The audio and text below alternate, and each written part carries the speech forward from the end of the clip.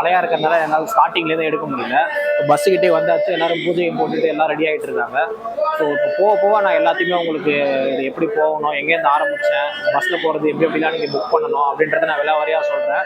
இங்கேருந்து நம்ம பம்பா போயிட்டு வர வரைக்கும் ஃபுல் வீடியோவுமே நான் உங்களுக்கு அப்லோட் பண்ணுறேன். தொடர்ந்து நம்ம சேனலை பார்த்துட்டு இருங்க, சப்ஸ்கிரைப் பண்ணிக்கோங்க, உங்கள் ஃப்ரெண்ட்ஸுக்கும் ஷேர் பண்ணுங்கள். தனியாக போகிறவங்களுக்கு இது கொஞ்சம் யூஸ்ஃபுல்லாக இருக்கும். சுவாமியே சரணம் ஐயப்பா. வாங்க நம்ம பூஜை போடுறத பார்ப்போம்.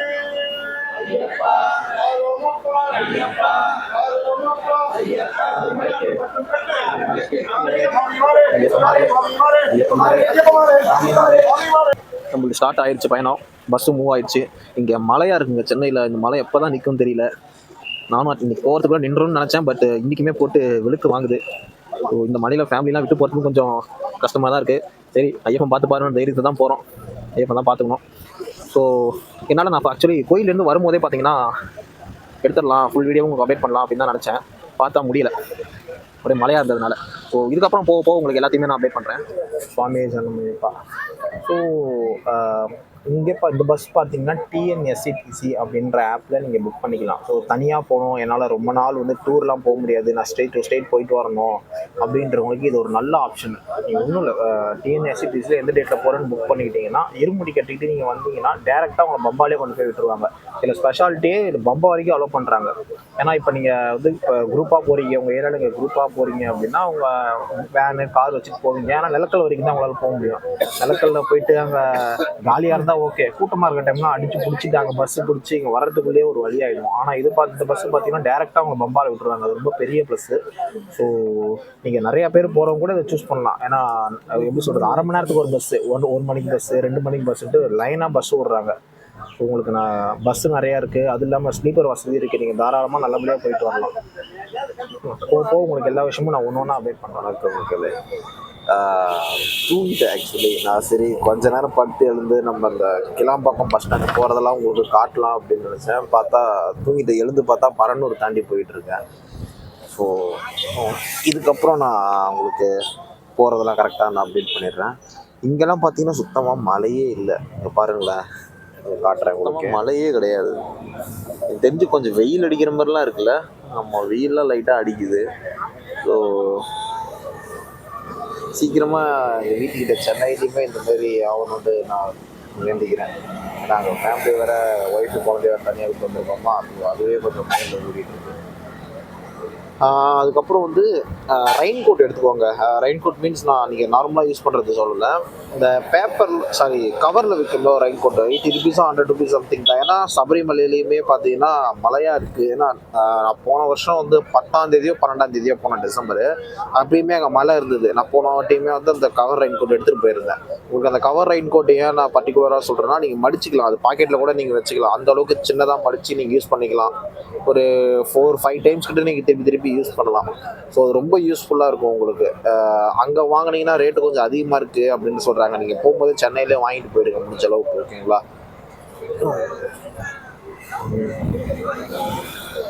சாப்பாடு மட்டும்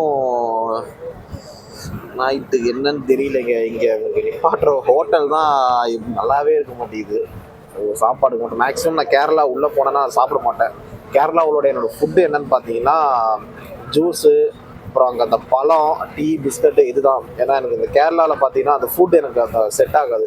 அவங்க தேங்காய் எண்ணெயில் செய்வாங்கன்னு நினைக்கிறேன். ஹெல்த்தி தான், பட் எனக்கு டேஸ்ட்டு பிடிக்காது. அதுவும் இல்லாமல் இந்த ஹில் ஸ்டேஷனில் ட்ராவலிங் இருக்கிறப்ப நான் மேக்ஸிமம் ரொம்ப சாப்பிட மாட்டேன். எனக்கு வாமிட் வரும், அந்த ப்ராப்ளமாக இருக்கனால நான் பெருசாக சாப்பிட மாட்டேன். நீங்களுமே முடிஞ்ச அளவுக்கு வந்து இந்த ஹார்டான ஃபுட்டை கம்மி பண்ணுங்கள். ஏன்னா சில பேருக்கு ஒத்துக்கும், சில பேருக்கு ஒத்துக்காது. குழந்தைங்களை கூப்பிட்டு போகிறவங்களுக்கு நம்ம பஸ்ஸில் போகும்போது அவங்க நிறையா ஸ்நாக்ஸ் கேட்பாங்களாம். அதுக்குன்னு நிறையா ஸ்நாக்ஸு, இந்த சிப்ஸு அதெல்லாம் வாங்கி கொடுத்துறாதீங்க. மினிமலான ஃபுட்டு கொடுங்க. ஸோ ரிட்டர்ன் போயிட்டு நம்ம மலையிலேருந்து இறங்கி ரிட்டர்னில் வரோமா, அப்போ நீங்கள் என்னன்னாலும் வாங்கி கொடுங்க, ஓகேங்களா? ஏன்னா நம்ம குழந்தைங்களை வச்சுட்டு அப்புறம் அவங்களுக்கு உடம்பு சரியில்லைன்னா ரொம்ப கஷ்டமாக இருக்கும். ஸோ அதை மட்டும் கொஞ்சம் பார்த்துக்கோங்க. இப்போ நான் போயிட்டு உங்களுக்கு அந்த ஃப்ரண்ட் வியூவில் டிரைவர்கிட்ட பெர்மிஷன் வாங்கிட்டு ஃப்ரண்ட் வியூவில் உங்களுக்கு நான் வீடியோ காட்டுறேன், வாங்க போய் பார்க்கலாம். ரோடு ரொம்ப ஃப்ரீயாக இருக்குது. நாங்களும் ரொம்ப டிராஃபிக்காக இருக்கும், எப்படா போய் சேர போகிறோம்னு நினச்சா பார்த்தீங்கன்னா ரோடு ரொம்பவே ஃப்ரீயாக தான் இருக்குது. பெருங்குளத்தூர் தாண்டுற வரைக்குமே மலையில் டிராஃபிக்காக தான் இருக்கும் ஊருக்கு போகும்போதெல்லாம். ஸோ அந்த இதுலேயே வந்தேன். ஸோ இப்படி இருந்தால் நம்ம எக்ஸ்பெக்ட் பண்ண டைமில் போய் சேர்ந்துடலாம் தான் நினைக்கிறேன். தோராயமாக டைம் இருக்கா சாமி அங்கே ரீச் பண்ணுற டைம் சொல்ல முடியாது. Okay okay. நீங்கள் இதை ஃபஸ்ட்டு ட்ரிப்பா இல்லை இதுக்கு முன்னாடி போயிருக்கீங்களா? ஓகே. அப்புறம் பூரா சிங்கிள் ரோடு தான். சிங்கிள் ரோடு பூராமே ட்ரைனிங்கு. ஒரு வண்டி முன்ன முடியாது. பூரா ஹில்ஸ் ஏற்றம் 20 கிலோமீட்டர் 25 கிலோமீட்டர் ஃபுல்லாக போகும். தேர்ட் கியரில் 4th கியர்லாம் போகும். இதுதான் ஃபர்ஸ்ட் இல்லை நான் போயிட்டு. ஸோ இவங்க வந்து டைமிங்லாம் பார்க்கறது இல்லை, சேஃப்டி தான் ஃபர்ஸ்ட். பேசஞ்சர்ஸை சேஃப்டியாக கொண்டு போகணுன்றதுல தான் இவங்க குறிக்கோளாக இருக்காங்க. அதுவும் நல்ல விஷயம் தான். அவசரமாக போய் நம்ம என்ன பண்ண போகிறோம் அப்படின்னா பேசஞ்சர்ஸோட சேஃப்டி தான் உங்களுக்கு ஃபர்ஸ்ட்டு.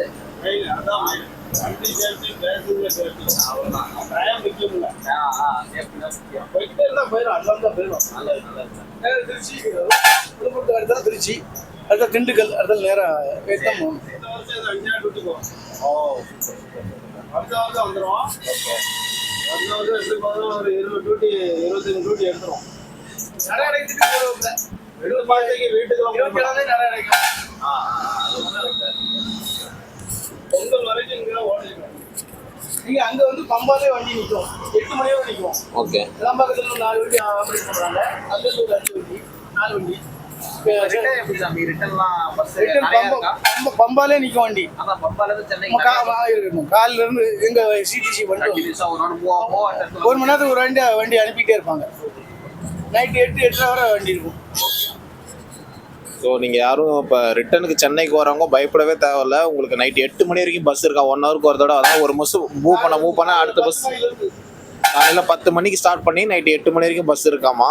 அதாவது ஒரு பஸ் மூவ் ஆயிடுச்சுன்னா நெக்ஸ்ட் அடுத்த பஸ் வந்து ஸ்டாண்டில் உடனே போட்டுறதா சொல்லியிருக்காங்க. ஸோ நீங்கள் okay okay okay okay okay அதான் ஒரு பஸ் ஃபுல்லாகி மூவ் ஆயிடுச்சுன்னா அடுத்த பஸ் உங்களுக்கு ரெடியாக வச்சுருப்பாங்க. ஓகே. அதுக்காக நீங்கள் அதாவது ஓகே ஓகே நீங்கள் கோயம்பேடு வரைக்கும் வரணும்னு அவசியம் இல்லை. இங்கே தாம்பரம் இங்கே இருக்க சாமிங்க வந்து கிளம்பாக்கத்தில் கூட ஏறிக்கலாம். கிளம்பாக்கத்துலேருந்து கூட பஸ் சர்வீஸ் அரேஞ்ச் பண்ணிருக்காங்க. 8 வண்டி 4 கோயம்பேடு சென்னை கோயம்பேடு 4 வண்டி கிளாம்பாக்கம் 8 வண்டி வரலாம். மொத்தம் வந்து சீசன் ஆரம்பிச்சுட்டு ஃபுல்லாக 10ஆம் தேதிக்கு மேலேனா உங்களுக்கு 52 அவார்ட் ஆக்கியிருக்காங்க. அப்பா ஒரு டிப்போவுக்கு 2 வண்டி ஒரு நாளைக்கு 52 வண்டி அந்த மாதிரி. ஓகே ஓகே பரவாயில்ல. அதுவே ரொம்ப பெருசாச்சு. அதுக்கு முன்னாடிலாம் இங்கே நாங்கள் நிலக்கல் போய் அவஸ்தைப்படுவோம். ஓகே. அதாவது தமிழ்நாட்டில் எல்லா டிஸ்ட்ரிக்ட்லேருந்தும் வருது. Okay okay okay okay okay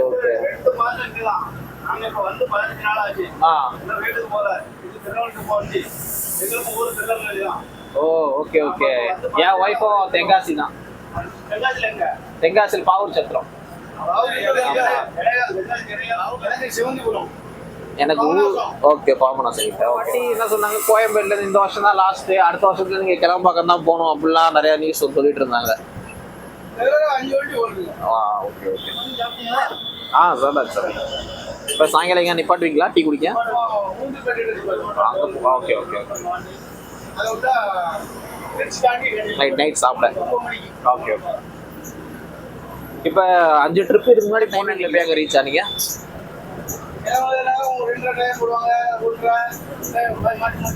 okay okay. இப்போ 1 மணிக்கு பஸ் ஏறோம்னா அங்கே என்ன ஒரு 5-5:30 உங்களோட ஓகே ஓகே உங்களோட பிளான் 5-5:30. ஆனால் டிராஃபிக் எப்படி இருக்குன்றத பொறுத்து அங்கே போய் சேர்றது. ஓகே. 5 மணிக்கு போயிட்டா நெய்யபிஷேகம் பண்ணுறது கரெக்டாக இருக்கும். இப்போ அங்கே வந்துட்டு நான் 2 மணிக்கு கீழே இறங்கிறேன்னு வச்சுக்கோங்களேன், உடனே வண்டி இருக்கு. Okay okay okay okay okay. செம்ம மழையில் போயிட்டு இருக்கு. பட் வரைக்கும் வந்துட்டோம். பட் ஸ்டில் மழை ஓயவே இல்லை. நான் பஸ்ஸில் போகும்போது திருப்பி உங்களுக்கு காட்டுறேன். டீ குடிக்க ஒரு கடையில் நிப்பாட்டுறேங்க. ஆக்சுவலி ஃபஸ்ட் டைம் போகும்போது நான் போன வருஷம் இல்லாமல் அந்த முந்தின வருஷம் இங்கே டின்னருக்கு நிப்பாட்டினாங்க. சாப்பாடுலாம் அந்த அளவுக்கு சரியில்லை. ஏன்னா சாப்பாடு போனாட்டி என்ன சாப்பிட்டோம் நம்ம போன வருஷம் முந்தின வருஷம் நம்ம தோசை சாப்பிட்டோம்ல. தோசை வெறும் தோசை மட்டும்தான் இது. அதை அடிச்சு பிடிச்சி கீரை நின்று சாப்பிட்டோம். வேறு ஒன்றுமே இல்லை. போன வருஷம் போகும்போது ஒரு நல்ல ஹோட்டலாக நிப்பாட்டினாங்க. அங்கே நல்லா இருந்துச்சு சாப்பாடு எல்லாமே. எனக்கு தெரிஞ்சு திருச்சி தாண்டி நிப்பாட்டோன்னு சொன்னார் டிரைவர்கிட்ட கேட்குறப்ப. அங்கே தான் நல்லா இருக்கும்னு நினைக்கிறேன். பார்ப்போம் சாப்பாடு. இவங்க 2 பேரும் கூப்பிடலான்னு பார்த்தா கவுந்து அடிச்சு தூங்குறாங்க. அப்புறம் நம்ம டிரைவரும் கண்டக்டரும் சூப்பராக சப்போர்ட் பண்ணாங்க. வாப்பா நீ வீடியோ எடுத்துக்கோமான்ட்டு பஸ் எத்தனை பஸ் போகுது, ஒரு நாளைக்கு போகுது வருது எல்லாமே சொல்லிட்டு இருந்தாங்க. இப்போ திருப்பியும் கொஞ்சம் தூரம் போன உடனே நான் ஃப்ரெண்டுக்கு திருப்பி நான் வீடியோ எடுத்து உங்களுக்கு அப்லோட் பண்ணுறேன். நான் நம்ம ஊரில் மழை பெய்யறதா கொஞ்சம் இரிட்டேட்டாக இருக்குது. பட் இங்கே ட்ராவலில் அந்த மழை பெய்யறதை பார்க்கும்போது சூப்பராகவே இருக்குது.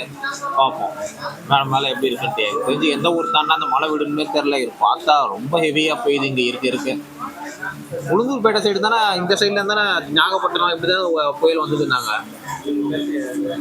இன்னுமே அந்த இதுலேயே தான் நிற்கிதான், இன்னும் போவே இல்லை. ஏதோ தாழ்வு மண்டலமா ஏதோ மாறும் அப்படி இப்படின்றாங்க. எனக்கு தெரிஞ்சு நாளைக்கு வரைக்கும் இந்த மழை போயிட்டு தான் இருக்குன்னு நினைக்கிறேன்.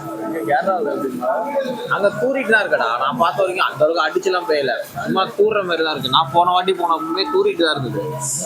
அதுக்கு தான் அந்த ரெயின் கோட் உங்களை எடுத்துகிட்டு வர சொன்னால் 2 பேருமே நீங்கள் எடுத்துகிட்டு வரல. இப்போ நான் பார்த்தீங்களா, நீங்கள் வீடியோ பார்த்துட்டு மழை பெஞ்சிட்டு தான் இருந்துட்டாங்க. நியூஸ்லேயே போட்டான் கொட்டும் மழையிலும் ஐயப்ப பக்தர்கள் போய் தரிசனம் பண்ணிட்டு இருக்காங்க அப்படின்ட்டு நியூஸில் கூட போட்டான்.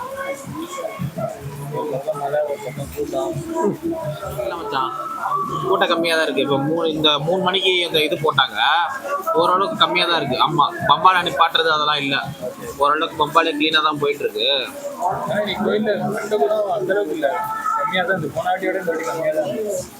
ஆனால் அந்த ஃபஸ்ட்டு அதில் இதுலையா, ஆனால் நான் கார்த்திகை 1ஆம் தேதி இவ்வளோ கூட்டம் வரன்ட்டு யாருமே எக்ஸ்பெக்ட் பண்ணிக்க மாட்டாங்க. சரியான கூட்டம் அடிச்சு எப்பா, நம்ம போனதை விட அதிகமான கூட்டம்.